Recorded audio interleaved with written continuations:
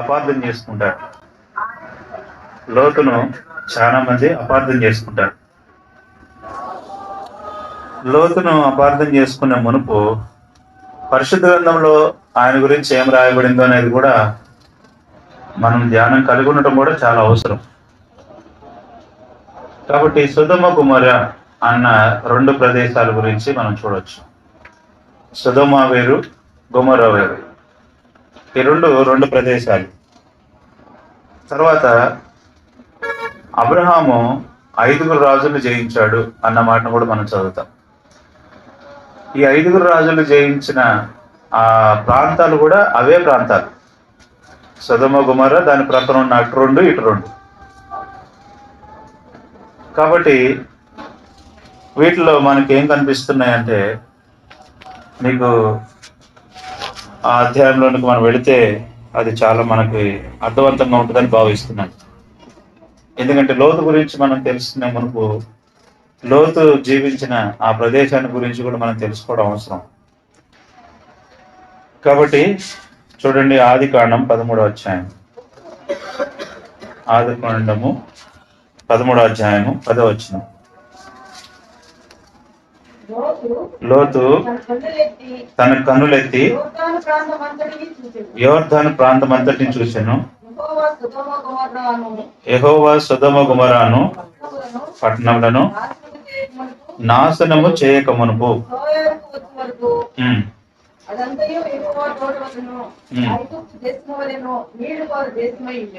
కాబట్టి ఇక్కడ సోయరు అనే ఒక ప్రాంతాన్ని గురించి కూడా రాశాడు. సొదొమ గుమొర్రా అన్న ప్రాంతం రాసి దాని ప్రక్కన ఒక సోయరు అనే ప్రాంతం గురించి రాశాడు. అక్కడికి వచ్చేంత వరకు అన్నమాట. ఇప్పుడు సోయరుకు వచ్చే వరకు, సొదొమ గుమొర్రా అనే పట్టణంలను నాశనం చేయక మునుపు సోయరుకు వచ్చు వరకు అన్న మాట రాయబడింది. అది ఎలా కనిపిస్తుంది అని అంటే, యెహోవా తోటలాగా ఉంది అని అంటాడు. అంటే లోతు ఆ పట్టణాన్ని సమీపిస్తున్నప్పుడు తన కన్నులకు ఎట్లా కనపడుతుంది అని అంటే, ఆ సోయరు అనే ప్రాంతం ఎలా కనపడుతుంది అని అంటే, పచ్చని తోట వలె ఉంది, యెహోవా తోట వలె ఉంది. ఈ సోయరు అన్న ఆ పదం, దాని అర్థం ఎలాగొచ్చిందంటే, ఈత చెట్లు బావులు కలిగిన ప్రదేశం. ఈత చెట్లు, పంట అధికంగా ఉండే స్థలం. అది చాలా పచ్చని తోటలాగా అండి, యెహోవా తోట వలె ఉండెను అన్న మాట రాయబడి. ఇంకా మిగతావన్నీ చూస్తే ఆ పరిసర ప్రాంతాలంతా కూడా ఎండిపోయినట్టుగా, ఏమి లేనట్టుగా కనిపిస్తున్నాయి. అదొక్కటే లోతు కనపడింది. అంటే అక్కడ కొన్ని తెగలు ఉన్నాయి, అంతకుముందే కొన్ని తెగలు ఉన్నాయి. కానీ లోతు కన్నులెత్తి చూసినప్పుడు అతనికి అది పచ్చని ప్రదేశంగా కనపడింది. చాలా సంతోషపడ్డాడు. లోతు సొదొమ గుమొర్రాని ఎందుకు ఎంచుకున్నాడు అని అంటే, నిజంగా అబ్రహాముతో పాటు తన నివాసం ఉండొచ్చు, అబ్రహాము సొంత తమ్ముడు కావచ్చు, అతనితో పాటు ఉండడానికి ఆయన ఎంచుకుని అక్కడ ఉన్నట్టయితే బాగానే ఉండేది. కానీ ఈయన మంద కాపురులకు, వారిద్దరి మందర కాపురులకు ఇద్దరికి గొడవలు అవుతున్నాయి. ఇది గమనించి అబ్రహాం అన్నాడు, నువ్వు ఎడం తట్టుకు వెళ్తే నేను కుడి తట్టుకు వెళ్తా, నువ్వు కుడి తట్టుకు వెళ్తే ఎడం తట్టుకు వెళ్తా. ఇది సమాధానానికి గుర్తు. అందుకని అబ్రహాము చెప్పినట్టు లోతు ఈ ప్రాంతాన్ని ఎంచుకొని వెళ్ళాడు. ఈ సొదొమ గుమొర్రా ప్రాంతం గురించి మనం కొన్ని విషయాలు ధ్యానం చేస్తాం. మీకు ఖచ్చితంగా 12:30 క్లోజ్ చేసేస్తాం. ఎట్టి పరిస్థితిలో 12:30 క్లోజ్ చేస్తాను. నేను ఈ టైం చెప్పడం అలవాటు చేసుకుంటున్నాను ఇప్పుడు. ఎందుకంటే ఎక్కడికి వెళ్ళినా ఇది ఒకటి అలవాటు చేసుకోవటం మంచిది అనిపించింది. సరే, ఇప్పుడు ఈ సొదొమ గుమొర్రా ఈ 2 పట్టణాలే కాకుండా ఇంకా 2 పట్టణాలు కూడా ఉన్నాయి. అదమా అనే పట్టణం ఒకటి ఉంది, జెబయిం అనే పట్టణం ఒకటి ఉంది. తర్వాత మరి ఈ సోయర్ అనే పట్టణం కూడా ఒకటి ఉంది. ఈ 5 పట్టణాలు దాని సమీపంలోనే ఉంటాయి. సొదొమ గుమర్రాను ఆనుకొని ఆ 2 పట్టణాలు ఉంటాయి. ఈ 2 పట్టణాల గురించి కూడా యేసు ప్రభువారు 11వ అధ్యాయంలో మత్తయి సువార్తలో దాని గురించి మాట్లాడాడు. మత్తయి సువార్తలో 11వ అధ్యాయంలో ఈ మాటలు మాట్లాడాడు యేసు ప్రభువారు. చూడండి నా మాట. యేసు ప్రభువారు ఈ మాట ఎందుకు అన్నాడో ఇప్పుడు మనం అర్థం చేసుకోవడానికి ప్రయత్నం చేస్తాం. 11వ అధ్యాయము మత్తయి సువార్త 11వ అధ్యాయము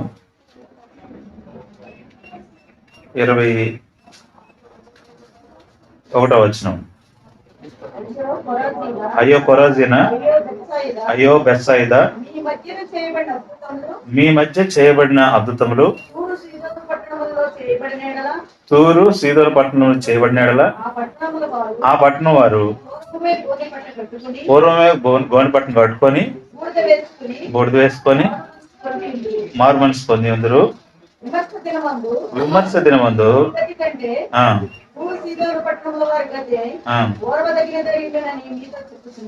ఇక్కడ ఆయన ఇంకొక మాట కూడా అన్నాడు. సొదొమ అనే మాట 23వ వచనంలో వాడాడు. సొదొమ దేశపు వారు అన్న మాట. మీలో చేయబడిన అద్భుతములు సొదొమలో చేయబడిన యెడల అసలు అప్పటికీ ఉన్నాయంట. సొదొమ అనే దాంట్లో ఇన్ని కార్యాలు అక్కడ జరిగినట్టయితే, సొదొమలో కనుక అద్భుతాలు సూచక్రియలు అక్కడ జరిగినట్టయితే వారు రక్షణ కూడా పొందేవాళ్ళు. అయితే ఆ సొదొమ అనే ఒక పట్టణం గురించి ఇందులో రాశాడు, యేసు ప్రభువు వారు రాశాడు. ఆ మాట ఆయన నోటంటే వచ్చింది.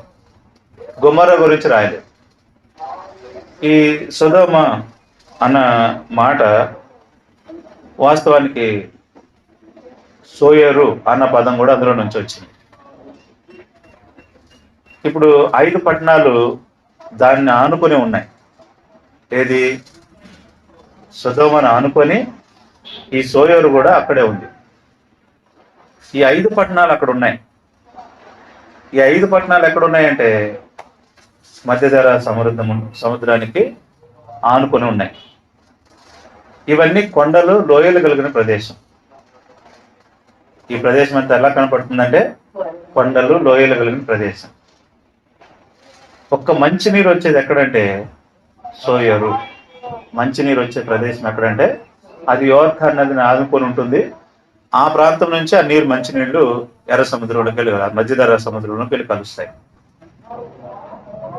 ఇదంతా కూడా మనకి బైబిల్ చివరి పటంలో అక్కడ మనకు ఒక మాట కూడా మనం చూడవచ్చు. మన మ్యాప్లు ఉన్నాయి. ఆ మ్యాప్ల్లో మీకు ఆ మాట జ్ఞాపకం చేస్తాను. అది ఎక్కడుందంటే 2వ భాగంలో గోత్రాలు రాసిన దాంట్లో కింద భాగంలో ఉప్పు సముద్రం అని ఉంది కదా. ఉప్పు సముద్రము తర్వాత 2వ పటంలో మీకు ఆ మాట మీకు అందులో జ్ఞాపకం చేస్తాను. సరే, ఈసారి ఎప్పుడన్నా మనం బైబిల్ పఠనం చేసేటప్పుడు దీని గ్రాఫ్ అంతా కూడా మీకు అందిస్తాను. ఇదంతా కూడా మధ్యధరా సముద్రం ఉంది కదా. యెరూషలేము, గిల్గాలు, రాతు అనే పదాలు ఉన్నాయి అక్కడ మ్యాప్లో. కాబట్టి ఇవన్నీ కూడా మధ్యధరా సముద్రాన్ని ఆనుకుని ఉన్నాయి. ఈ పట్టణాలు 5 పట్టణాలు అక్కడ ఉన్నాయి. ఈ 5 పట్టణాలు కూడా చాలా ప్రఖ్యాతిగాంచినాయి అని చెప్పొచ్చు. అన్ని ట్రైబల్స్ ఉన్నారు అక్కడ. ఒక సొదొమ గుమొర్రాలో మరి ఓర్చుకోలేనంత కక్ష ఉంది. సొదొమ గుమొర్రాలో ఓర్చుకోలేనంత, ఓర్పు పట్టలేనంత కోపం జనంలో ఉంది. జనంలో వ్యతిరేకత కూడా ఉంది. అందుకనే దాని గతి ఓర్వదగినది అని రాశాడు. ఓర్వదగలేనంత పాపం సొదొమ గుమొర్రాలో ఉంది. ఈ మాటలు నేను జ్ఞాపకం చేసేదానికి మునుపు అగ్ని గంధకములతో దాన్ని నాశనం చేయక మునుపు, అంటే సొదొమ గొమొర్రాను నాశనం చేయక మునుపు అనే మాట రాశాము. కళ్ళెత్తి చూసి వెళ్ళిందేమో లోతు. అక్కడికి వెళ్ళాడు. అది చాలా పచ్చగా కనపడుతుందని అనుకున్నాడు, అక్కడ ఉన్నాడు. అయితే దేవుడు దాని పరిస్థితిని ఆలోచించాడు. ఏదైనా వారు మారుమనసు పొందితే, వారు ఏదన్నా మాట మార్చుకొని బ్రతికితే వారిని కాపాడటానికి ఇష్టపడ్డాడు. కానీ లోతు అట్లాంటి ప్రజల మధ్య, అంత మూర్ఖుల మధ్య కూడా అతడు ఎలా బ్రతికాడో 2 పేతురు రాసిన పత్రికలో మనం చూసాం. తన మనస్సాక్షిని ఎట్లా నమ్మకంగా మరి దేవుణ్ణి సేవించే విషయంలో, ఆయనకు భయపడే విషయంలో ఎంత చక్కగా రాస్తాడో మనం చదువుతున్నాము. 2 పేతురు రాసిన 2వ అధ్యాయంలో 7వ వచనంలో, దుర్మార్గుల కామ వికారయుక్తమైన నడవడి చేత బహు బాధపడిన నీతిమంతుడగు లోతును తప్పించెను. బాధపడ్డ లోతు అక్కడి నుంచి తప్పించబడ్డాడు. ఈ సొదొమ గుమొర్రాలో కురిపించిన అగ్ని గంధకాలు, అగ్నితో కూడిన గంధకం, ఆ గంధకం యొక్క ఇప్పటికీ ఆ సొదొమ గుమొర్రాను కాల్చిన విధానం చూస్తే దాని ప్రక్కన ఉన్న ఆ సోయరు కూడా తగలబడాలి. లెక్క అయితే సోయరు కూడా పచ్చగా ఉన్న ప్రదేశం కదా. లోతుని దాన్నే ఎంచుకొని వెళ్ళాడు. ఎక్కడికి వెళ్ళాడు? సోయరుకే వెళ్ళాడు. సొదొమ గుమొర్రాలు ఉన్నాయి, దాని ప్రక్కన మరొక ప్రాంతం కూడా ఉంది. చూడండి నా మాట, 19వ అధ్యాయం, ఆదికాండం 19వ అధ్యాయం 22వ వచనం. ఆదికాండం 19వ అధ్యాయము 22వ వచనం. నువ్వు త్వరపడి అక్కడికి తప్పించుకొని పోము, నువ్వు అక్కడికి చేరు వరకు ఏమియో చేయలేను. ఎక్కడికంట? లోతు ఎక్కడికి తప్పించుకుని వెళ్ళాడు? సోయరులోకి వెళ్ళాడు. గంధకాలు ఎక్కడ కురుస్తున్నాయి? సొదొమ గుమొర్రా మీద కురుస్తున్నాయి. సొదొమ గుమొర్రా మీద పడేటప్పుడు సోయరు మీద కూడా పడాలి కదా. సోయరు కూడా దానికి దగ్గరలోనే ఉంది, కానీ సోయరు మీద పడలేదు. ఇప్పుడు ఈ ఆధునిక కాలంలో, ఇప్పుడున్న ఈ ఆధునిక కాలంలో వాస్తవానికి సోయరు ఎలాంటి విధంగా ఉంది అంటే, మనకి సంతోషాన్ని ఇచ్చేది, మనకి నెమ్మదినిచ్చేది. ఈ ఆధునిక కాలంలో ఏదైతే మనం లోకంలో అనుభవిస్తున్నామో అది మనకు నెమ్మదినిచ్చుద్ది అనుకుంటాం. కానీ ప్రభు కూడా ఏం చేస్తున్నాడంటే అది అనుమతించాడు, దాన్ని అనుమతించాడు. లోతు, నువ్వు ఇక్కడ ఉండటం మంచిదే, నువ్వు అక్కడ ఉంటే అక్కడ నేనేమి చేయను, ఎక్కడ నేను చేయాలనుకున్నానో అక్కడ మాత్రమే అగ్ని గంధకాలు కురిస్తా. లోతు ఏదైతే ఎంచుకొని వెళ్ళాడో అక్కడ నేను దాన్ని ఏమి చేయను. ఇప్పుడు మనం గమనిద్దాము, ఈ సోయరు అన్న మాటకు అర్థము మనకేమిస్తుంది అంటే, సోయరు అన్న మాటకు అర్థం ఏమిస్తుందంటే నెమ్మది. నేను సాదృశ్యం చెప్తున్నాను. బహు కఠినమైన దుర్మార్గుల మధ్య నివసించేదానికంటే నెమ్మది కలిగిన చోట అక్కడ ఉంటే ప్రభు కూడా ఉంటాడు, ఆయన సన్నిధి ఉంటుంది. అందుకని ఇప్పుడు సొదొమ గుమొర్రాలో నెమ్మది లేదు. సొదొమ గుమొర్రాలో అగ్ని చేత గంధకాలు పడుతున్నాయి. ఇప్పుడు నువ్వు అక్కడికి వెళ్ళేంత వరకు నేనేమీ చేయలేను. నేనేం చేయాలనుకుంటున్నాను? అగ్ని గంధకాలు అక్కడ కురిపించాలనుకున్నాను. మరి సోయరు కూడా దగ్గరగానే ఉందిగా, కానీ మధ్యలో ఉంది సోయరు. మీకు అర్థమవుతుందండి? సొదొమ గుమొర్రాకి మధ్యలో ఉంది అది. అందుకని నేను అంత దూరం నేను పోలేను, బయటకు వెళ్ళిపోవాలంటే వెళ్ళలేను, కాబట్టి నేను ఇదిగో దగ్గరగా ఉంది అక్కడికి వెళ్తాను. దాని పేరు సోయరు. ఆ మధ్యలో ఉన్నాడు. ఇప్పుడు పడాల్సింది ఎక్కడ? సోయరు మీద పడాలి, మధ్యలో ఉంది కాబట్టి, రెండింటి మధ్య, పట్టణాల మధ్య ఉంది కాబట్టి. అందుకని దేవుని ఉద్దేశము మనుషులమైన మనం గమనించలేం, దాన్ని గుర్తించలేం. ఎలా దీన్ని గుర్తించాలి అని అంటే, రండి ఆ మాట మీకు జ్ఞాపకం చేస్తాను. 19వ అధ్యాయం 23వ వచనం.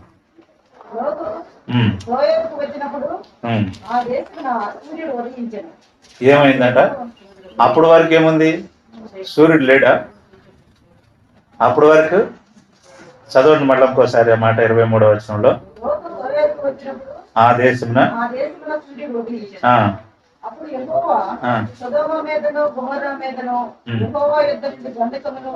అగ్నిని ఆకాశం నుండి కురిపించి ఆ పట్టణంలోనూ ఆ మైదానం అంతటిని ఆ పట్టణంలో నివసించే వారందరినీ వేల మొలకలను నాశనం చేస్తున్నారు. ఇప్పటికి కూడా అందులో ఒక మొలక లేదు. ఆ ప్రాంతాల్లో ఇప్పుడు కూడా కనీసం ఒక మొలక లేదు. ఇప్పుడు కూడా బూడిది కనపడుతుంది అక్కడ. ఇప్పటికి కూడా ఆ గంధకం యొక్క నమూనాలు, ఇప్పటికీ ఆ గంధకం యొక్క నమూనాలు అంటే ఆ సల్ఫర్ అనేటువంటి ఆ అగ్ని, ఆ గంధకం యొక్క విలువ, ఆ సల్ఫర్ అనేది ఇప్పటికీ గుర్తుగా ఉన్నాయి. 5 పట్టణాల గురించి, ఆ చుట్టుపక్కల ఉన్న 5 పట్టణాల్లో సోయర్ ఒక్కటే నాశనం చేయలేదు. సోయర్ అక్కడ కింద చూడండి, నాడు ఏమని రాయబడింది చూడండి. సోయర్ 22వ అధ్యాయం ఆఖరిలో 1 అని సంఖ్య వేసిన ఫుట్ నోట్ లో చూడండి, అక్కడ ఏమన్నా చిన్నది అని ఉంటుంది. ఏమనుంది అక్కడ? చిన్నది. చూడటానికి చిన్నదే, సోయరు చిన్నగా ఉంటది. మరి ఆ చిన్న ప్రదేశాన్ని దేవుడు కాపాడి అక్కడ నెమ్మదిచ్చాడు లోతుకి, అక్కడ కాపాడబడ్డాడు, అక్కడ రక్షించాడు. ఆ చిన్నదే, ఆ స్థలం చిన్నదే, కానీ అందులో దేవుని ఉద్దేశం ఉంది. ఎందుకనంటే ఆ నీతిమంతుడు ఆ దుర్మార్గుల మధ్య కాపురం ఉన్నాడు. ఆ దుర్మార్గుల మధ్య కాపురం ఉన్నప్పుడు చిన్నదాన్ని తక్కువ అంచనా వేయకూడదు. చిన్న పరిస్థితిని మనం తక్కువ అంచనా వేసుకోకూడదు. నీ ఆత్మీయత చిన్నదే. ఈ లోకంలో ఉన్న దుర్మార్గులందరికంటే కూడా, ఈ లోకంలో ఉన్న దుర్మార్గంగా ఆలోచించే వారందరికంటే నీ ఆత్మీయత చాలా చిన్నదే, కానీ సోయరు వంటిదే. కానీ అందులో ఈత మొక్కలున్నాయి, అందులో నీరుంది, మంచినీరు, అది యోర్దాన్ని ఆనుకొని ఉంటుంది, అందులో సారం ఉంది. అందుకని ఇప్పటికి కూడా యోర్దాన్ని అంటి పెట్టుకోనండి. యెరూషలేము అక్కడ లోతు నివసించిన ఆ స్థానం, ఆ గుహ దగ్గర నుంచి కిందకిట్ట చూస్తే ఆ లోయ, ఆ కింద ఉన్న మైదానం, ఆ ప్రాంతం అంతా చూస్తున్నప్పుడు యోర్దాన్ని ఆనుకొని అక్కడ పండిస్తున్న పంటలు మనం చూస్తే మీకు అవి ఫోటోలు కూడా ఉంటే బాగుండేది. ఎంత బాగుంటుందో తెలుసా? లోతు నివసించిన ఆ గుహ దగ్గర నుంచి ఆ మైదానం అంతా కూడా కిందకు చూస్తే, సోయరు ప్రాంతం చూస్తుంటే అది మాత్రం చాలా సస్యశ్యామలంగా, చాలా తేటగా పంట పొలాలతో నింపబడి ఉంటుంది. ఇప్పటికీ 24/7 వారంలో కానీ నువ్వు ఎప్పుడైనా చూసినా అది పచ్చగా కనపడుతూనే ఉంటుంది ఇప్పటికీ కూడా. సొదొమ గొమొర్రాకు ఆనుకొని, సొదొమ అటుంటే ఎడమ పక్కన ఉంటే, కుడి పక్కన గొమొర్రా ఉంటుంది. దాన్ని ఆనుకొని ఇంకో చిన్న గ్రామం ఉంది, జోరా అనే ప్రాంతం ఒకటి ఉంది. ఇంకోటి బెషయి అనే ప్రాంతం ఒకటి ఉంది. ఈ 4 ప్రాంతాలు తగలబడిపోయినాయి. ఏది? గంధకాలు పడటంతోనే 4 ప్రాంతాలు తగలబడిపోయినాయి. కానీ సోయరు చిన్నదైన ప్రాంతం, అది తగలబడలేదు. అక్క మాతక్క బాగా కలిసిపోయినట్టుంది, ఏమనుకో. అయితే ఈ 4 దేశాలు తగలబడ్డాయి. దాన్ని దేశమే అంటారు వాళ్ళు. కానీ ఆ 4 దేశాలు తగలబడ్డాయి, కానీ సోయరు చిన్నది, అది తగలబడలేదు. దేవుని ఉద్దేశం సోయరు మీద ఒక జ్ఞాపకం అది అట్లా ఉంచాడు. ఎవరిని బట్టి చెప్పండి ఇప్పుడు? ఎవరిని బట్టి? లోతుని బట్టి. లోతుని బట్టి సోయరు కాల్చబడలేదు. ఇప్పుడు ఇదే సోయరు మనం దేన్ని జ్ఞాపకం చేస్తుంది అని అంటే, రండి మత్తయి సువార్తలో మనం ఇంతకు ముందు మనం చదివాం కదా, 11వ అధ్యాయంలో ఆ మాట యేసు ప్రభువారు వాడుతూ వచ్చారు. 23వ వచనంలో కపెర్నహూమ అన్న పాట రాశారు. ఈ ప్రాంతానికి సంబంధించింది ఇది కూడా. సోయరు కూడా దీని ప్రక్కదే. కపెర్నహూమ ఎంత బాగుంటుందో తెలుసా? చాలా సస్యశ్యామలంగా ఉంటుంది, చాలా ప్రశాంతంగా ఉంటుంది కపెర్నహూమ కూడా.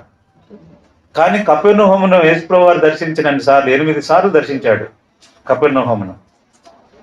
అర్థమవుతుందమ్మా? దాని పక్కనే ఉంటుంది సోయరు. కపెర్నహూము పక్కనే ఉంటుంది. అంటే యేసు ప్రభు కాలం నాటికి, లోతున్న కాలం నాటికి, ఆ కాలానుగుణంగా మనం చూస్తే సోయరు ప్రక్కనే ఉంటుంది, కపెర్నహూము కూడా దాని ప్రక్కనే ఉంటుంది. ఇప్పుడు దీన్ని బట్టి మనకి ఏమర్థం అవుతుంది? కపెర్నహూమును యేసు ప్రభువారు 8 సార్లు దర్శించాడు, సోయర్ని దేవుడు ఒక్కసారి దర్శించాడు. అంటే ఎవరి కాలంలో ఎవరి కాలంలో లోతు కాలంలో సోయర్ని ఒక్కసారి దర్శించాడు. కపెర్నహూముని ఎన్నిసార్లు దర్శించాడు యేసు వారు? 8 సార్లు దర్శించాడు. ఇప్పుడు చెప్పండి, ఒక్కసారి దర్శిస్తేనే లోతు అంత భద్రపరచబడ్డాడు, అంత నెమ్మది కలిగిన స్థలంలో ఉన్నాడు, అంత చిన్నదైన స్థలంలోనే ఉన్నాడు, నెమ్మదిగా ఉన్నాడు. కపెర్నహూముకు 8 సార్లు వచ్చాడు యేసు వారు. ఒక్కళ్ళైనా రక్షణ పొందారా అంటే వాళ్ళ మధ్య అద్భుతాలు జరిగాయి, వాళ్ళ మధ్య సూచక్రియలు చేశాడు, కానీ వారిలో రక్షణ కార్యం అనేది జరగలేదు. సరే, ఇప్పుడు దీన్ని నేను ఎందుకు జ్ఞాపకం చేశానంటే, సొదొమలో చేసినట్టు సొదొమలో గనక ఇన్ని కార్యాలు జరిగినట్టయితే వాళ్ళు అప్పుడే గోనె పట్ట కట్టుకొని రక్షణ పొంది ఉండదు. కానీ ఈ రోజున సోయరు చిన్నదే, కానీ మనం తక్కువ అంచనా వేస్తాం. మనం చిన్నవారమే, మనం ఒంటరి వారమే, లోతు వంటి వారమే. ఆయన లోతు తన మనస్సాక్షిని లోపరుచుకున్నాడు, తన మనసును లోపరుచుకున్నాడు. ఎంత నమ్మకంగా జీవించాడో ఆ నమ్మకత్వానికి దేవుడు ఆయనకి రెట్టింపు, ఇంకా చెప్పాలంటే పరిశుద్ధ గ్రంథంలో రాసి ఉంచాడు ఆయన పేరు. ఇంకా అది ఎట్లా నిలిచింది. ఇది తెలియని వాళ్ళందరూ ఏమంటారంటే లోతు చేశాడు పాపం, బైబిల్లో లేదా అని అంటారు. వీళ్ళు సరిగ్గా చదవరు. వీళ్ళు లోతు పాపం చేశాడు నీకు తెలుసా అని అంటారు. ఈ పరిస్థితుల్లో ఆమె అనవసరంగా వచ్చి ఇప్పుడు కంగారు పెట్టేస్తుంది. కూర్చోమ్మా, నెమ్మదిగా కూర్చో. మంచి ఎండలో వచ్చావు తల్లిగా నువ్వు మాత్రం. సరే రా. ఇప్పుడు ఇప్పుడు సందర్భం అయింది మళ్ళా. నాకు అది జ్ఞాపకం రావాలంటే కొంచెం టైం పట్టింది. మళ్ళీ ఎక్కడ ఆపాను? లోతు పాపం చేశాడని అందరూ అంటారు, కానీ అది పరిశుద్ధాత్ముడు గుప్తంగా దాన్ని నమ్మకంగా రాసించాడు. ఆ దుర్మార్గుల మధ్య, అంటే దుర్మార్గులంతా ఆలోచించేది దుర్మార్గంగా ఆలోచిస్తాడు, కానీ నీతిమంతుడైన లోతు అన్న మాట రాయబడింది. ఈనాడు లోతును ఎందుకు జ్ఞాపకం చేసుకుంటున్నామని అంటే, దేవుడు తన ఉద్దేశాన్ని ఒక చిన్నదైన ప్రదేశంలోనే ఉంచుతాడు, చిన్నవానిగానే ఉంచుతాడు.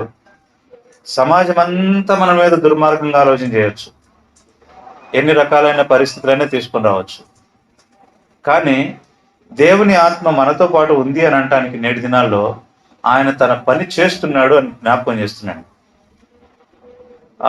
లోతు అంతమంది వ్యతిరేకంగా మాట్లాడుతున్నా, అంటే గుమరలో సొదొమలో లోతును అన్ని రకాలుగా మాట్లాడుతున్నా, దేవదూతలను కాపాడే విషయంలో, అంటే 3 వ్యక్తులు వారిని దర్శించినప్పుడు వారి విషయంలో ఎన్ని నిందలు పడ్డాడో, అతనికి తనకు పుట్టిన కుమార్తెను కూడా మీకు వదిలిపెట్టేస్తానయ్యా, మీరు వాళ్ళ జోలికి వెళ్ళొద్దు అని చెప్తూ కూడా తన మనస్సాక్షిని ఎంత జాగ్రత్త చేసుకోవడానికి ప్రయత్నం చేశాడు. అంటే కఠినమైన పరిస్థితుల్లో కూడా ఎవ్వరికీ భయపడలేదు. బహు కఠినమైన పరిస్థితులు అవి. లోతు నిన్ను చంపేస్తామని అని ఉంటారు బహుశా, నిన్ను అవసరమైతే ఇక్కడ నుంచి తీసేస్తాము అని ఉండొచ్చు బహుశా. ఆయన లోతు ఒక్కరికి కూడా భయపడలేదు, తల ఉంచలేదు. తన నీతి కలిగిన మనసును లోపరుచుకున్నాడు.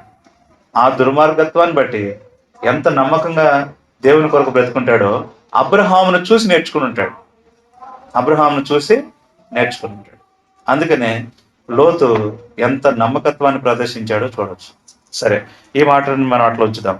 ఇప్పుడు చరిత్ర ఆధారం ఏంటి? లోతు నీతిమంతుడు అనడానికి చరిత్ర ఆధారం ఏంటి అని అంటే, సోయరు దహించబడకుండా ఉండటమే. గొమొర, సొదొమ ఈ 2 దహించబడ్డాయి, కానీ సోయరు ఒక్కటే దహించబడలేదు. అది చిన్నదే, కొండ గుహ వంటిదే, అది చిన్నదే. కానీ అక్కడికి వెళ్ళినప్పుడు అతనుకున్న పరిస్థితిని బట్టి అతను ఎలాగ కాపాడబడ్డాడు అనడానికి కొన్ని రుజువులు ఉన్నాయి. ఏంటి ఈ రుజువులు అంటే, 1924వ సంవత్సరం ఇస్రాయెల్ దేశాన్ని తవ్వకాలు చేయడానికి అమెరికా నుంచి ఒక అతను అక్కడికి వెళ్ళాడు. వెళ్ళి అవన్నీ చూశాడు. అక్కడ జరుగుతున్న సొదొమ గుమొర ప్రాంతాన్ని అంతా, మధ్యధరా సముద్రం, ఉప్పు సముద్రానికి ఆనుకొని ఉన్న ఆ గ్రామాలన్నీ చూసి వచ్చాడు. ఆ చరిత్రలో ఏమని రాసినాడంటే, అక్కడ ఏ ఒక్కటి కూడా ఏ ఒక్కటి కూడా ఏ ఒక్కటి కూడా నామరూపాలు లేకుండా దహించబడ్డాయి.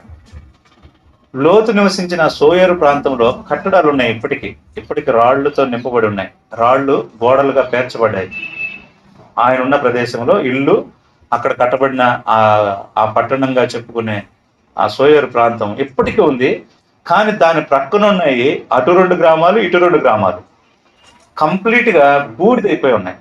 ప్రతి గ్రామానికి వెళ్ళి ఆయన చూసిన ప్రతి చోట అక్కడ తవ్వుతున్న కొద్దీ ఒక్కొక్క లేయర్ చూస్తుంటే అది పొరలుగా ఊడిపోయి బూడిదైపోతుంది. సరే, ఈ మాట మీకు పరిశుద్ధ గ్రంథం బైబిల్లో నుంచి చూపించడానికి ఇష్టపడతాను. చూడండి, ఇర్మియా గ్రంథము 48వ అధ్యాయం 34వ వచనం.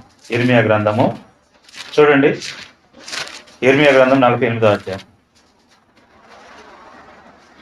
ఏం చేస్తున్నావు? చూడు, బైబిల్ చూడు. 48వ అధ్యాయం 34వ వచనం.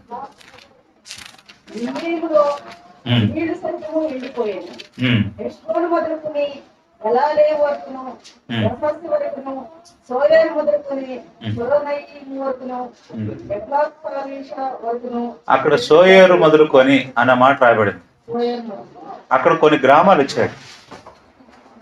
ఆ గ్రామాలు ఎలాగున్నాయంటే అవన్నీ కూడా ఎట్లా అయిపోయినాయంట, ఎండిపోయినట్టు కనపడుతున్నాయి. అసలు అక్కడ ఏం కనపడవు. ఇప్పటికీ మీరు యెరూషలేములో ఆ కొండ మీద నుంచి, ఎక్కడ యేసు వారు కపెర్నహూములో నుంచొని ఆ కొండ మీద నుంచి కిందకి ఇలా చూస్తే అన్ని లోయలు కలిగిన ప్రదేశము అదంతా కూడా ఎట్లా ఉంటుందంటే ఉప్పుతో ఎండిపోయినట్టు కనపడతా ఉంటది, దహించబడ్డట్టుగా. కొన్ని చోట్ల నల్లగా, కొన్ని చోట్ల తెల్లగా బూడిదలాగా, కొన్ని చోట్ల ఒక రకమైన బంగారు రంగులు అట్లా కనపడుతూ ఉంటాయి. అంతే. అక్కడ ఒక్క నివాసం కూడా లేదు. ఇప్పటికీ ఈ రోజుకి ఒక్క నివాసం కూడా లేదు. లోతు నివసించిన సోయరు అన్న మాట అందులో రాశాడు. అవన్నీ ఎండిపోయినట్టుగా కనపడుతున్నాయి, కానీ సోయరు మాత్రం పచ్చగా ఉంది. మీకు ఇంకో మాట జ్ఞాపకం చేస్తాను. ఎందుకు ఇంత ఖచ్చితంగా చెప్పగలుగుతున్నానంటే చూడండి, ద్వితీయోపదేశకాండం 34వ అధ్యాయం. ఇది కనానుకు అంటుకొని ఉంటది, కనాను దేశానికి అంటుకొని ఉంటది. కనాను అని అంటే పాలు తేనెలు ప్రవహించే ప్రదేశం కదా. 34వ అధ్యాయం ద్వితీయోపదేశకాండం 34:3. ద్వితీయోపదేశకాండం 34. ఇప్పుడు మోషే నెబో శిఖరం ఎక్కి పైనుంచి కిందకిట చూస్తుంటే అక్కడ సోయరు అనే ప్రాంతం కూడా కనపడింది. అంటే మోషే అంత పిస్గా కొండపైకి ఎక్కి చూస్తున్న ఆ కనాను ప్రదేశం అంతా, అంటే మోషే అక్కడికి వెళ్ళటానికి దేవుడు అనుమతించలేదు. మోషేను ఎక్కడికి, కనాన్లోనికి వెళ్ళడానికి అనుమతించలేదు. ఇప్పుడు చెప్పండి, కనానుకి సోయరుకి ఎంత దగ్గరగా ఉంది? కన్నుచూపు మేర. అర్థమైందండి? ఇప్పుడు మనం ఒక కొండ మీద కనుక నుంచుంటే మన కన్నుచూపు మేర సోయరు కనపడుతుందని అర్థం. ఇప్పుడు మీరు కొండ మీద నుంచొని సోయరు ప్రాంతాన్ని కిందకు చూస్తుంటే పచ్చగా ఉంది. అది పాలు తేనెలు ప్రవహించు దేశం. అంటే దీన్ని ఆనుకునే ఉంది. అది కూడా దేన్ని ఆనుకుని ఉంది? కనాను ప్రాంతానికి ఆనుకుని ఉంది. ఈ కనాను ప్రాంతం ఎవరిది అని అంటే అబ్రహాము, ఇస్సాకు, యాకోబులకు ఇస్తానన్న వాగ్దాన ప్రదేశానికి అంటు పెట్టుకుని ఉంది. ఇప్పుడు చెప్పండి, లోతు ఎక్కడ నివసించడానికి ఇష్టపడ్డాడు అని అంటారు? సోయర్లోనే ఉన్నాడు, కానీ ఎక్కడ అంటు పెట్టుకుని ఉండడానికి ఇష్టపడ్డాడు? కనానుకు అంటు పెట్టుకుని ఉండడానికి ఇష్టపడ్డాడు. అంటే తన మనసాక్షి ఎప్పుడు దూరం చేసుకోవడానికి, తన ప్రజలను పోగొట్టుకోవడానికి ఆయన ఇష్టపడలేదు. అర్థమైందండి?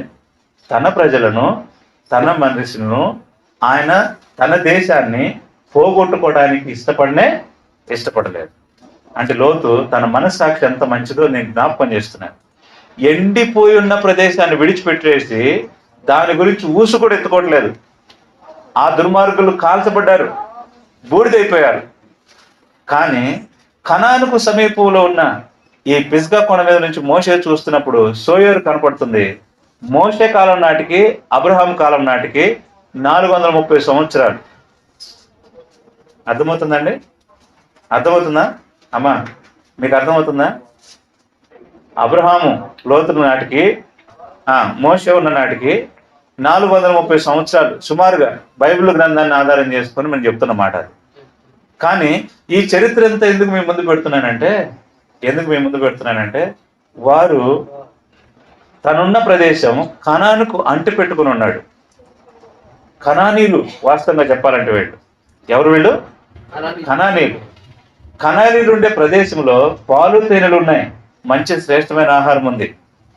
నువ్వు ప్రభుతో అంటి పెట్టుకుని ఉంటే, దేవుని ప్రజలతో అంటి పెట్టుకుని ఉంటే పాలు తేనెలు ప్రవహించే ప్రదేశంలో ఉంటావు, నెమ్మదిగా ఉంటావు, జీవముతో ఉంటావు. ఆయన శరీరం ఆయన రక్తం తినడం త్రాగడం ద్వారా మనము నెమ్మది కలిగి ఉంటాం, జీవంతో ఉంటాం.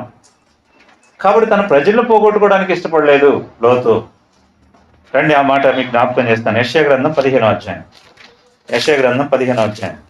ఎందుకు అంత గట్టిగా చెప్తున్నానంటే ఇది వాక్యానుసారమైన ఆధారాలు ఉన్నాయి. సోయరు ప్రాంతంలో నివసించిన లోతు ఎంత నమ్మకత్వం గలవాడో దీన్ని బట్టి అర్థం చేస్తాం. యెషయా గ్రంథం 15వ అధ్యాయం 5వ వచనం.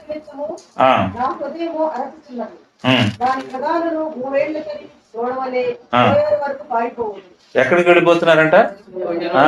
అలిసిపోయిన వాళ్ళు, బాధపడుతున్న వారు, నీరసపడ్డవారు, బలహీనులైన వారు, ఇలాంటి వారందరికీ ఏది ఆధారమైంది? సోయరే ఆధారమైంది. సోయరు చిన్నదే, ఈనాడు నువ్వు నివసించే మందిరం చిన్నదే, నీ చుట్టూన్న ప్రజలు కూడా నీకు నెమ్మది లేకుండా చేసి ఉండొచ్చు. ఆ నీతిమంతుడు తన మనసును లోపరుచుకొని ఎంత నమ్మకంగా లోతు దేవుని కొరకు జీవించాడు అని అంటే తన మనసును అదుపులో పెట్టుకున్నాడు అంతే. సింపుల్ గా వాడు దుర్మార్గులు అని ఎంచుకున్నాడే అంతే. అంత నమ్మకంగా బ్రతికాడు లోతు. ఇప్పుడు చెప్పండి, లోతు ఎక్కడికి వెళ్ళడానికి ఇష్టపడ్డాడంటే సోయరుకు వెళ్ళడానికే ఇష్టపడ్డాడు. వారు ఎంతమంది అయినా, ఎన్ని పరిస్థితులు వచ్చినా, ఎన్ని ఎండిపోయిన వాళ్ళు ఎండిపోయినట్టుగా మాట్లాడతారు. జీవం కలిగిన వాడు ఒక్క మాట మాట్లాడితే చాలు. అర్థమైందండి? జీవము లేనోళ్ళు ఎండిపోయిన మాటలే మాట్లాడతారు. పనికి మళ్ళీ మాటలే వస్తాయి వాళ్ళ నోట అమ్మడం నుంచి. జీవం కలిగిన మాట ఒక్కటి కూడా రాదు వాళ్ళ నోట నుంచి కదండి. నువ్వు నీతిమంతుడు, నీతి కలిగిన మాట ఒక్కటి వస్తే చాలు, అది సత్యం, అది జీవన కలిగిస్తుంది. కానీ నీతి లేని ప్రజలు 100 మాటలు మాట్లాడతారు, నీతి కలిగిన వాళ్ళు ఒక్క మాట మాట్లాడతాడు అంతే. కాబట్టి సోయరుకు పారిపోయి వచ్చాడు, సోయరుకు వచ్చాడు. ఆ మాట మీకు జ్ఞాపకం చేస్తాను. చూడండి 30వ అధ్యాయం, ఆదికాండం 19వ అధ్యాయం, 30వ వచనం. ఆదికాండం 19:30వ వచనం.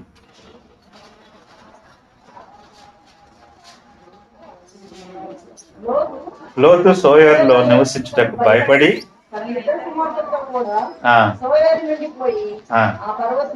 ఇప్పుడు చెప్పండి, ఇప్పుడు వరకు సోయరు చాలా శ్రేష్టమైంది, చిన్నదే. అర్థమైందా? ఇప్పుడు వరకు సోయరు చిన్నదే, ఆ ప్రాంతం చిన్నదే. కానీ దాన్ని విడిచిపెట్టి వెళ్ళిపోయాడంట. ఎక్కడ విడిచిపెట్టాడు? సోయర్ని విడిచిపెట్టి తన 2 కుమారులను తీసుకొని అక్కడ ఎవరికి భయపడాలో వాళ్ళకు భయపడ్డాడు. ఎవరికి భయపడ్డాడు? ఇంకా దుర్మార్గులు అక్కడ నివసించున్నారు, సోయర్లో ఉన్నారు. అందుకని ఆ ప్రాంతాన్ని బట్టి భయపడ్డాడు. చూడండి అక్కడ 30వ వచనం అంటాడు, సోయరులో నివసించుటకు భయపడి. అంటే ఇప్పుడు ఈ 4 గ్రామాలు దహించబడ్డాయి. సొదొమ గుమొర్రా పక్క పక్కన ఉన్నాయి. ఆ 2 గ్రామాలు తగలబడిపోయినాయి. ఇప్పుడు సోయరుకు వచ్చింది ఎద్దడి. సోయరు వరకు వస్తుంది ఆ సెగ. ఏమన్నా బ్రతకడానికి అవకాశం ఉంటుంది అక్కడ? ఆ బూడిద, ఆ గాలి, ఆ వేడి సోయరు కూడా తగులుతుంది. ఈనాడు సోయరు చిన్నదే, మన జీవితం కూడా చాలా చిన్నదే. కానీ ఈ లోకం అనే ఈ మాలిన్యం, ఈ లోకం అనే ఈ మాటలు, ఈ లోకం అనే నిందలు, ఈ లోకంలో పడే శ్రమ, ఇవన్నీ మనకు కూడా తాగుతూనే ఉన్నాయి. అందుకనే దీనికి సోయర్లో కూడా భయపడ్డాడు లోతు. ఎందుకనంటే సొదొమ గుమొర్రా కాదు, దాని పక్కన 2 గ్రామాలు కూడా తగలబడిపోయినాయి. అంటే 4 గ్రామాలు తగలబడ్డాయి. ఈ సోయర్ ఒక్కటే అలా ఉండిపోయింది. కానీ సోయర్లో కూడా ఈ దుర్మార్గులు వారిని విడిచిపెట్టట్లేదు. అందుకని లోతు వాడికి భయపడి అక్కడి నుంచి, సోయర్ నుంచి బయటకు వచ్చేసాడు. బహుశా మీరు చెప్పండి, ఇప్పుడు సోయర్ను విడిచిపెట్టిన, ఇప్పుడు మీరు చెప్పండి, ఇప్పుడు సోయర్ను విడిచిపెట్టిన లోతు ఎక్కడికి వెళ్ళి ఉంటాడు? ఎక్కడికి వెళ్ళి ఉంటాడు? ఎక్కడికి వెళ్ళి ఉంటాడు? కనాను కన్నా రావాలి, కనాను కన్నా రావాలి. ఇప్పుడు అక్కడ నుంచి ఎక్కడికి వెళ్ళాలి ఆయన? పర్వతం మీదకి వెళ్ళిపోయాడు. ఇప్పుడు మనం అందులోనే ఉంది మనకి జవాబు. ఎక్కడికి వెళ్ళిపోయింది? అక్కడి నుంచి పర్వతం మందు నివసించాను. అక్కడి నుంచి పోయి పర్వతం, అక్కడి నుంచి పర్వతం మీద అంటే సోయర్ ఎక్కడ ఉందన్నమాట? కింద ఉంది. అది ఇప్పుడు ఆ పచ్చని ప్రదేశాన్ని విడిచిపెట్టాడు, ఇప్పుడు పర్వతం మీదకి వచ్చాడు. ఇప్పుడు ఈ పర్వతం దేనికి సాదృశ్యంగా ఉందో చూడొచ్చు. ఈ పర్వతం దేనికి సాదృశ్యంగా ఉంది? దేనికి సాదృశ్యంగా చెప్పండి? ఎత్తైన ప్రదేశం. పరలోకాన్ని గుర్తుపెట్టుకుంటే పద్దాకలు ఆడకపోతే మనం వెళ్ళాం. అయితే ఇందులో ఏమని రాయబడుతుందంటే ఈ పర్వత ప్రదేశము వారి నివాస యోగ్యమైనది.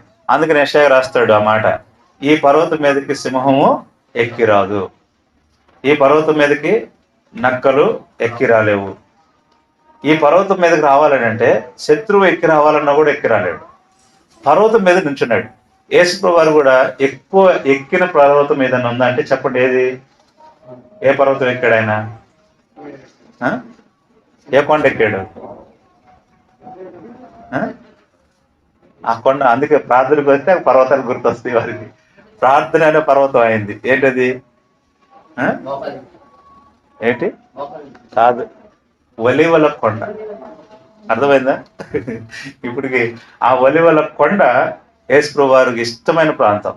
ఆయన మాటి మాటికి ఆయన ఆ వాడుక చొప్పున రాయబడి, వాడుక ఆయన రాయబడి, వాడుక చొప్పున ఆయన ఆ పర్వతానికి వెళ్ళేవాడు. కాబట్టి దైవ సహవాసాన్ని గుర్తు కొండ, ఆ పర్వతం దైవ సహవాసానికి గుర్తు.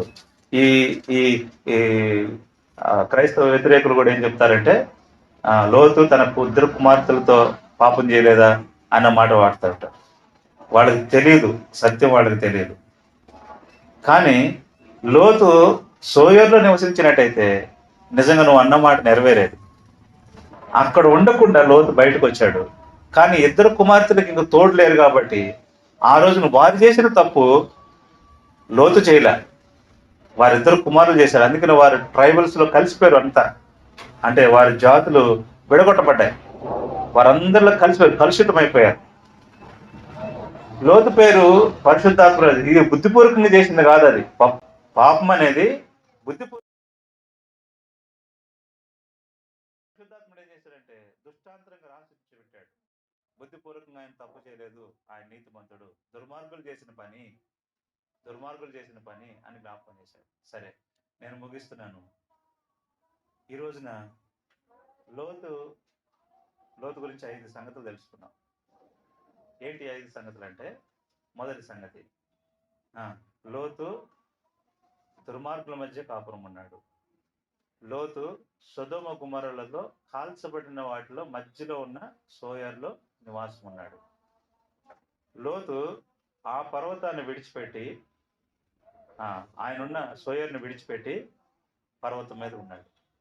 ఈ పర్వతం మీద ఉన్న ఈ మనుషుడు ఎట్లాంటి వాడు అని అంటే, పరిశుద్ధాత్ముడు మొదటి పేతురులో 2వ పేతురులో ఏమని రాపించాడు? అక్కడ నీతిమంతుడు అనే మాట రాయించాడు. అంటే లోతు ఎలాంటి వాడు? నీతిమంతుడు. మీకు నెమ్మదిగా చెప్పాను, మీకు అర్థమైందని అనుకుంటున్నాను. కాబట్టి ఇప్పుడు మనము మన జీవితానికి ఆపాదించుకోవడానికి ఇందులో బహు ప్రాముఖ్యమైన విషయాలు, ఈ 5 సంగతులు చాలా ప్రాముఖ్యమైనవి. ఏంటి 5 సంగతులు ప్రాముఖ్యమైనవి అంటే, దేవుని వాక్యం నుంచి త్వరగా ఒక్క 2 నిమిషాల్లో అది ముగించేస్తాను. రండి, యెహెజ్కేలు గ్రంథం 16వ అధ్యాయం. యెహెజ్కేలు గ్రంథం 16వ అధ్యాయం 30వ వచనం. యెహెజ్కేలు 16:46.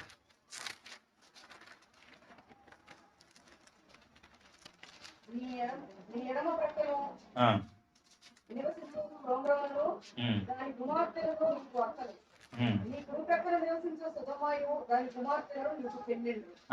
అయితే వారి ప్రవర్తన అనుసరించుటకు వారు చేయటయు స్వల్ప కార్యములు ఎంచి వారి నడతలను మించినట్లుగా నీవు చెడు మార్గముల యందు ప్రవర్తించింది. ఇప్పుడు వీళ్ళు అక్క చెల్లెళ్ళే. అటు ఇటు ఉన్నవాళ్ళు ఎవరు? సోయర్ పక్కన ఉన్న వాళ్ళు ఎవరెవరు? అక్క చెల్లెళ్ళే. వాళ్ళ హేయమైన క్రియలు, అర్థమైంది ఇప్పుడు? వాళ్ళ అక్క చెల్లెలు చేసిన తప్పు వారి ఇరుపక్కల ఉన్నారు, వారి ఇరుపక్కల ఉంటారు. చూడండి, ఒక విశ్వాసి నీతిగా బ్రతుకుతున్నాడంటే కనుక కుడి పక్కన ఎడ పక్కన తప్పనిసరిగా దరిద్రులు ఉంటాడు. నేను ఎందుకు ఇంత ఖచ్చితంగా చెప్తున్నానంటే, నువ్వు నీతిగా బ్రతకడానికి ఇష్టపడుతున్నావంటే నీ కుడి ప్రక్కన ఎడ పక్కన దుర్మార్గులు ఉంటారు. నువ్వు మంచోడివే, నువ్వు మంచిదానివే, కానీ నీ కుడి ప్రక్కన ఎడు ప్రక్కన చేసే వాళ్ళ హేయక్రియల్లో నువ్వు పాలు పొందొద్దు అంటాడు. ఆటలో నీకు సహవాసం వద్దు. నీ మనసు మంచిది, కానీ నీ కుడి ప్రక్కన ఉన్న అక్క చెల్లెళ్ళు. నాకు ఒక ఆయన హెబ్రోన్లో వనస్థలిపురం సియోన్ ప్రార్థనా మందిరం ఉంది, వనస్థలిపురంలో. అక్కడ వాక్యాలు రాయడానికి వెళ్తే అక్కడ ఆయన మిలిటరీ నుంచి రిటైర్ అయ్యి వచ్చాడు. మిలిటరీ నుంచి రిటైర్ వచ్చి ఆయన అన్నాడు, పరలోకంలో అరగంట ఎందుకు మౌనం ఉందో చెప్పండి అన్నాడు. పరలోకంలో అరగంట ఎందుకు మౌనం ఉందో చెప్పమన్నాడు. పరలోకంలో అరగంట మౌనం ఉండే సంగతి ఇప్పుడు నువ్వు ఈ సందర్భంలో ఎందుకు జ్ఞాపకం చేసావంటే, మీరు బైబిల్ చదవరు అన్నాడు. నువ్వు బైబిల్ చదవవు కాబట్టి నీకు తెలియదు అన్నాడు. అంటే సరే, నేను 2 సార్లు అప్పటికేమో చదివి ఉంటాను. ఆ మాటకు నేను అన్నాను, నేను 2 సార్లు చదవలేదన్నా, ఏదో కొంచెమే చదివి ఉంటాను, నువ్వే చెప్పాను అంటాను. కాదు, నువ్వు చదివితే నీకు తెలిసిద్ది అంటాడు. చెప్పడు ఆయన, నువ్వు చదివితే నీకు తెలిసిద్ది అంటాడు. ఆయన సగం చదివాడు. ఆ సగం చదివినోడికి ఏం చెబుతాడు ఇంకా? అదే సంపూర్ణం కదా. ఆయన మాట అనగానే నేను అన్నాను, మన ఇద్దరు అన్నదమ్ములు ఎవరన్నా ఏదైనా ఉంటే నాతో చెప్పి నేను సరి చేసుకుంటాను అంటే, అవును యేసు ప్రభువులు మనందరం కుమారులు కుమార్తెలే, అయితే ఏం సరి చేసుకోవాలి చెప్పాలంటే అది చెప్పడే. ఇప్పుడు చదువుదాం ఆ మాట, చూడండి 46వ వచనం. పొద్దున కూడా ఆ మాట జ్ఞాపకం వచ్చి నవ్వుకున్నాను నేను. ఆయన ఆ మాట జ్ఞాపకం చేయడు. చదవండి ఇప్పుడు ఆ మాట, 46వ వచనం. నీ ఎడమ పక్కన నివసించు షోమ్రోనును దాని కుమార్తెలు నీకు అక్కలు, నీ కుడి ప్రక్కన నివసించు సొదొమయు దాని కుమారులు. ఇప్పుడు వాళ్ళు కూడా మనకు చెల్లెళ్ళు అక్కలు అయ్యారు. ఇప్పుడు కింద చదువుదాం. అయితే వారి ప్రవర్తన అనుసరించుటయు, వారు చేయు హేయక్రియలు చేయుటయు,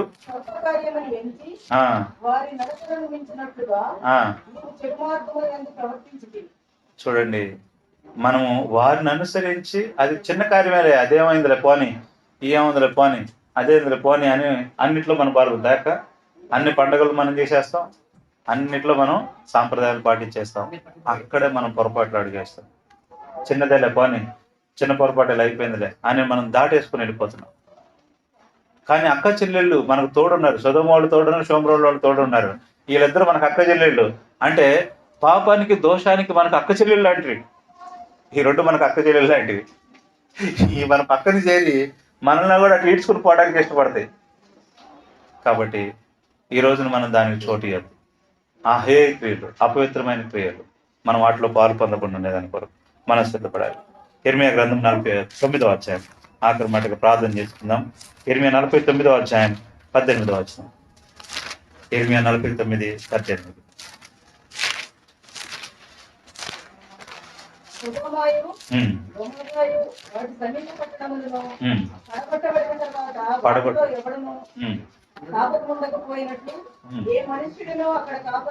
చూడండి, దాని సమీప పట్టణాలు అని రాయబడింది. సొదొమ గొమొర్రా దాని సమీప పట్టణాలు అని రాయబడ్డాయి. దాని సమీప పట్టణాలు కూడా పడగొట్టబడ్డాయంట. అంటే నేను చెప్తున్నాను కదా 5 గ్రామాలు ఉన్నాయని. 5 గ్రామాలు అక్కడ ఉన్నాయి వాస్తవంగా చెప్పాలంటే. దాని పేర్లు మీకు ముందే చెప్పాను. మీకు ఇంకొకసారి ఆ పేర్లతో సహా చరిత్ర మీ ముందు ఉంచుతాను. ఎందుకు ఈ మాట చెప్తున్నానంటే, అవి పడగొట్టబడిన తర్వాత మళ్ళీ దాన్ని తిరిగి కట్టడం కూడా జరగలేదంట ఇంతవరకు. అంటే మీ అక్క చెల్లెళ్ళతో నువ్వు సహవాసం చేసావనుకో, అర్థమైందండి. ఇప్పుడు షోమ్రోను అక్క, గొమొర్రా మన చెల్లెళ్ళు, వీళ్ళతో మనం సహవాసం చేసావనుకో, ఇప్పుడు మనం కూడా పడగొట్టబడతాం అన్న సంగతి జ్ఞాపకం చేస్తున్నాను. అర్థమవుతుందా? వాటితో మన సహవాసం కలిగి ఉంటే అవి తిరిగి కట్టబడవు. నువ్వు ఆత్మీయంగా కట్టబడాలి, ఆత్మీయంగా నువ్వు పునాది మీద ఉండాలి. నువ్వు తిరిగి కట్టబడాలి అంటే నువ్వు సహవాసం ఎవరితో ఉండాలి? ఇప్పుడు చెప్పండి, ఎవరితో మన సహవాసం? ఎట్లా తిరిగి కట్టబడతాము?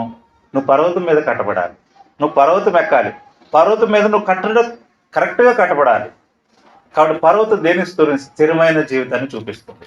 అర్థమైందండి? అది స్థిరమైన జీవితాన్ని చూపిస్తుంది. కాబట్టి నువ్వు అక్క చెల్లెళ్ళ మాటలు నువ్వు పట్టించుకోవద్దు. నీ ఇరుగు పొరుగు వారు చేసే పద్ధతులు నువ్వు వెళ్ళొద్దు. వారి ఆచారాలు మనకు వద్దు. ఈరోజు నీకు నెమ్మది కావాలి అని అంటే, నువ్వు భయపడకుండా ఉండాలి అని అంటే, నీకు వీటితో సావాసం వద్దు. ఇక నుంచి నువ్వు నేను ఏమని ఆలోచించానంటే, నేను తిరిగి కట్టబడాలి, నేను ప్రభువులో స్థిరంగా ఉండాలి. నా అంతిమ దిశ, నా జీవితం ప్రభువులో స్థిరమైన పర్వతం మీద నేను కట్టబడాలి. యేసు ప్రభువు నీ కొరకే ప్రార్థించిన కొండను జ్ఞాపకం పెట్టుకో. అవును ప్రభువా, ప్రార్థనా జీవితం చాలా ప్రాముఖ్యత. ఆ కొండే నాకు, ఆ పర్వతమే నా జీవితాన్ని దేవునితో కలిపి జీవించగలదు. కాబట్టి లోతు కొండ మీద నివసించాడు, ఆ పర్వతం మీద నివసించాడు. నువ్వు కూడా దేవుని మందిరమైన పర్వతం మీద నీ సహవాసాన్ని నువ్వు నిలబెట్టు. దాని కొరకే నువ్వు ప్రయాసపడు. దాని కొరకే నువ్వు జీవితాన్ని సమర్పించుకో. ప్రభు కొరకు నమ్మకంగా ఉండు. నీ జీవితం ఈ లోక సాంప్రదాయాలను బట్టి, మీ అక్క చెల్లెలను బట్టి, లేకపోతే నీ ఇరుగు వారిని బట్టి నీ విశ్వాసాన్ని చిన్న చూపుగా వేసుకోవద్దు. నువ్వు తక్కువ అంచనా వేసుకోవద్దు. ఎట్టి పరిస్థితుల్లో నీ విశ్వాసాన్ని చలనం కలగనివ్వద్దు. మోకరించండి, ప్రార్థన చేసుకుంటాం. ప్రభు మనకి ఇచ్చిన భాగాన్ని మనం జ్ఞాపకం చేసుకుంటూ మన జీవితాలు ప్రభువు సమర్పించుకొని, ఇంతవరకు కట్టబడని ఆ ప్రదేశాలు ఉన్నాయి, ఇంతవరకు నాశనమైన ప్రదేశాలు ఉన్నాయి. మరి ఇప్పుడు కూడా నాశనం అయిపోయిన వారు ఎంతో మంది ఉన్నారు లోకంలో. కానీ నువ్వు స్థిరంగా ఉన్నావు. నువ్వు పర్వతం మీద ఉన్నావు. ఆ పర్వతం మీద నువ్వు నీతిమంతుడిగా ఉన్నావు. నీ గుణాన్ని నువ్వు దేవునితో సరి చేసుకోవడానికి ఇష్టపడు. ప్రభు, నేను అట్లా ఉంటానయ్యా, నీ కొరకు బ్రతుకుతాను, నీ కొరకు ఏదైనా చేస్తానయ్యా, నీ కొరకు బ్రతికే అవకాశం నాకు కలుగు చేసావు. సోయర్ వంటి అనుభవాన్ని కూడా విడిచిపెడతానయ్యా. అది పచ్చగా ఉన్న ప్రదేశమే, అది పర్వత ప్రదేశం కాదు, లోయ ప్రదేశం. ఒకనాడు అది కూడా నాశనం అయ్యేది. కానీ పర్వతం మీదకి శత్రువు ఎక్కిరాడు, సింహం ఎక్కిరాదు, నక్కలు దాని మీద తిరుగులాడు. కానీ అందులో దేవునితో నీకు సమాధానం ఉంది. యేసు ప్రభువు చేసిన ప్రార్థన ఆ కొండ, ఒలీవల కొండను జ్ఞాపకం చేస్తుంది. ఈరోజు నీవు నేను కూడా దేవునితో సహవాసం చేయబడే అనుభవానికి, పరిశుద్ధాత్మ నీ గురించి చెప్పగలిగేటువంటి అనుభవానికి నువ్వు రాగలిగితే, అవునయ్యా, నా జీవితం నీతిగా మార్చుకోవడానికి ఇష్టపడతాను, నా జీవితాన్ని నీకు సమర్పిస్తాను, నీ కొరకు జీవిస్తాను, ఆ రీతిగా నన్ను చేయి ప్రభు అని ప్రభుని అడుగుదాం. ఆయన బలలో మనం చేయి వేద్దాం.